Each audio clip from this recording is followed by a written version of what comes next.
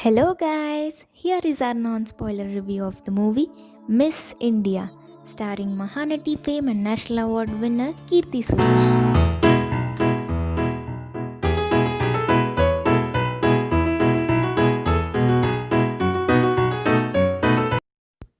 ఈ movie originally Telugu movie అయినప్పటికీ Tamil and మలయాళంలో ఈ మూవీని డబ్ చేసి రిలీజ్ చేశారు.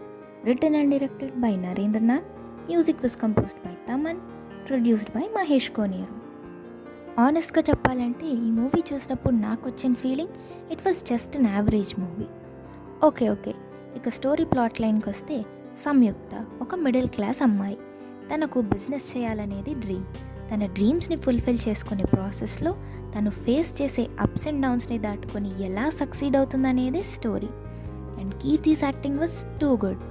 తన రోల్కి 100% జస్టిఫికేషన్ ఇచ్చిందనే చెప్పాలి. అండ్ నదియా గారు, రాజేంద్ర ప్రసాద్ గారి యాక్టింగ్ కూడా చాలా బాగుంది.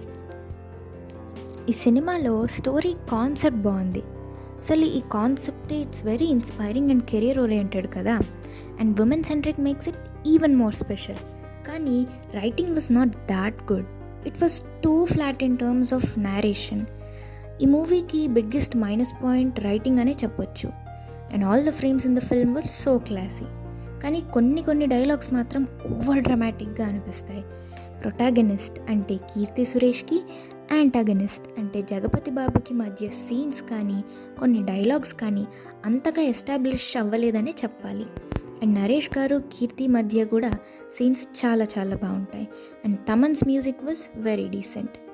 క్లైమాక్స్ మాత్రం కొంచెం ల్యాగ్ అనిపిస్తుంది. అండ్ ఇంటర్వెల్ సీన్లో మనకు ఒక క్వశ్చన్ వదిలేస్తారు. అది కొంత ఇంట్రెస్టింగ్గానే ఉంటుంది. ఓవరాల్గా ఈ మూవీకి మేమిచ్చే రేటింగ్ సంథింగ్ అరౌండ్ 2.75. ఒక మంచి ఛాయ్ లాంటి మూవీ చూడాలంటే, వితౌట్ ఎనీ హ్యూజ్ ఎక్స్పెక్టేషన్స్ చూడాలనుకుంటే వాచ్ ఇట్ ఆన్ నెట్ఫ్లిక్స్.